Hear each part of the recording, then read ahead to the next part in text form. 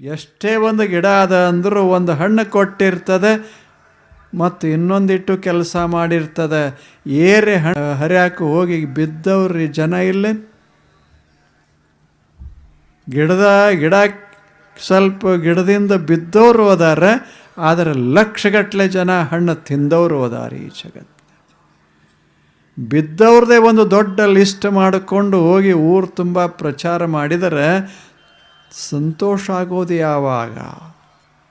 ಗಿಡ ಹೇಳ್ತದೆ, ತಪ್ಪು ನಂದಲ್ಲ, ಬಿದ್ದಾವ್ ನೀನು.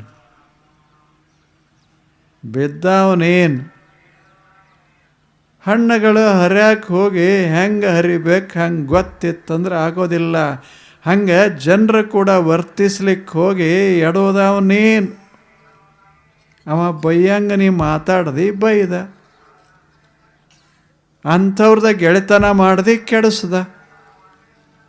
ಚಲೋ ಬದುಕಕ್ಕಲಿ. ಆ ಬಳಿಕ ಸ್ವಲ್ಪ ತಪ್ಪುಗಳಾದರೆ ಮನಸ್ಸಿನಲ್ಲಿ ಬಹಳ ಹಾಕ್ಕೋಬೇಡ. ಕತ್ತಲೆ ಇರ್ತದ ಜಗತ್ತಿನಾಗ, ಬೆಳಕು ಒಂದಿಷ್ಟಿರ್ತದೆ. ಕೈಯೊಳಗೆ ಒಂದು ದೀಪ ಹಿಡ್ಕೋ, ನಿನ್ನ ಸುತ್ತ ಮುತ್ತ ಕತ್ತಲೆ ಇದ್ದರೂ ಸಹಿತ ನಿನಗೇನು ತಾಪ ಆಗೋದಿಲ್ಲ. ಕತ್ತಲೆಯನ್ನು ಬೈಕೋತು ಹೋದರ ಉಪಯೋಗ ಏನು?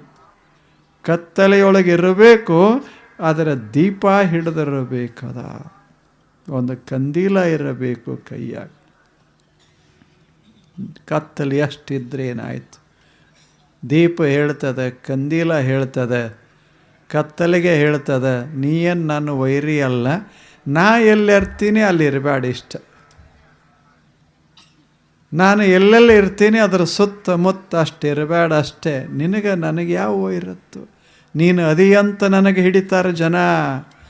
ನೀನೇ ವಾದ ಬಳಿಕ ನನಗೆ ಯಾರು ಹಿಡಿತಾರೆ? ಹಗಲು ಯಾರು ಹಿಡ್ಕೊಂಡು ತಿರುಗಾಡ್ತಾರೆ? ಮೂಲ್ಯಾಗ ಹೋಗಿದ್ದಾರೆ. ಅದಕ್ಕೆ ನೀನು ಕತ್ತಲೆಯೇ, ನೀನಿರಬೇಕು, ಅದರ ಕೂಡ ನಾನಿರಬೇಕು. ಹಾಗೆ ಜಗತ್ತಿನಲ್ಲಿ ತಪ್ಪು ತಡೆಗಳು ಆಗ್ತಿರ್ತಾವ. ಅದರ ಮಧ್ಯದಲ್ಲಿ ನಾವು ತಪ್ಪು ಮಾಡದಂಗೆ ಜಾಗ್ರತೆ ವಹಿಸಿ ಬದುಕೋದದ ಒಂದಿಷ್ಟು ಕ್ಷಮಾಶೀಲನಾಗಿರು ಮನುಷ್ಯನು, ಕ್ಷಮಾಶೀಲನಾಗಿರು.